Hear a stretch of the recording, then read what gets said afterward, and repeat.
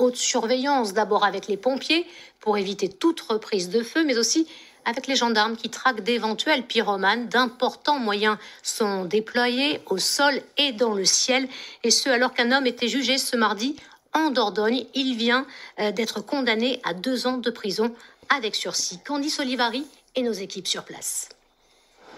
À la barre, l'ancien pompier volontaire a reconnu être à l'origine de l'incendie dans un champ de maïs samedi, ainsi que de plusieurs autres départs de feu dans un dépôt d'ordures. Pour autant, le condamné a nié tout le reste, à savoir une 50aine de départs de feu enregistrés cet été dans la forêt de la Double.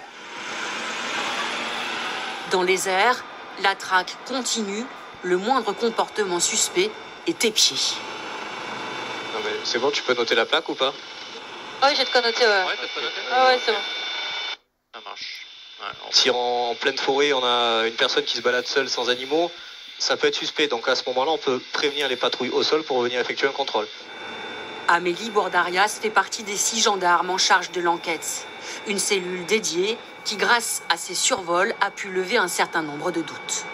Ça nous permet de savoir qui est là en premier sur les lieux. Souvent, c'est des riverains qui sont rapidement sur les lieux puisqu'ils voient les fumées très vite aussi. Donc, ils vont sur les lieux avec les extincteurs qui procèdent dans leur propre véhicule pour essayer d'éteindre des incendies.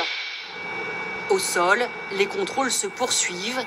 Le dispositif mis en place mobilise une 50aine de gendarmes sur le terrain. Et ces enquêtes menées en Dordogne le sont aussi en Gironde, où plus de 33 000 hectares ont brûlé depuis le début de l'été. Bonsoir, Général Loïc Barras. Bonsoir. Merci d'être avec nous. Vous commandez les gendarmes du département. Alors, pour que l'on comprenne bien d'abord, vous êtes engagé sur différentes enquêtes, c'est cela? Combien? Oui, effectivement, actuellement, pour les gendarmes de Gironde, nous sommes engagés sur 25 enquêtes judiciaires qui ont été ouvertes pendant cet été. Nous avons également résolu 43 faits de départ criminel d'incendie. Donc, nous sommes totalement mobilisés. Avec un résultat, une personne interpellée à Soulac en août dernier et qui est aujourd'hui incarcérée à Mont-de-Marsan. C'est un travail de fourmi. Comment vous travaillez au quotidien?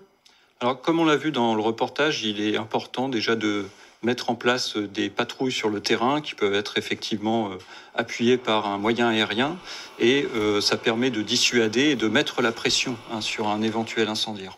Et après, il y a effectivement un travail de fourmi, c'est le temps judiciaire où il va falloir collecter les témoignages, faire des recoupements, les analyser pour dégager la vérité. On imagine que depuis le début de l'été, ils sont nombreux ces témoignages? Oui, tout à fait. À chaque départ de feu, nous avons des témoins qui viennent nous donner des signalements de personnes, de véhicules, et donc il est important de travailler là-dessus.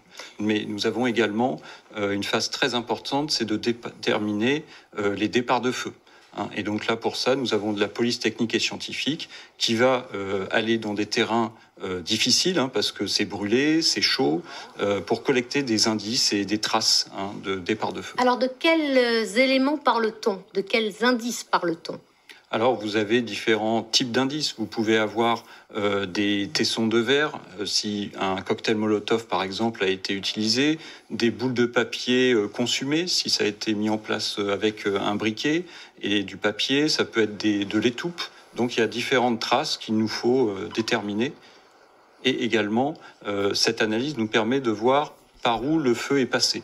Et donc tout ça, c'est des éléments d'enquête qu'on prend en compte. Un mot sur ce climat assez anxiogène et de suspicion qui règne depuis le début de ces incendies. Est-ce que vous redoutez que certains fassent justice eux-mêmes?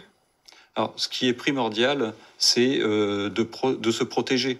On ne peut jamais savoir ce qu'un suspect, comment il peut réagir. Il peut être armé, être violent. Donc la priorité, c'est de composer le 17, qui permet de faire converger les patrouilles de gendarmerie qui sont sur zone, qui vont rechercher la personne, l'interpeller et dégager la vérité. Est-ce que c'est l'auteur ou quelqu'un qui était juste là comme un promeneur? Donc, appeler les forces de l'ordre. Merci, Général Loïc Barras. Je rappelle que vous commandez les gendarmes du département de la Gironde. Merci.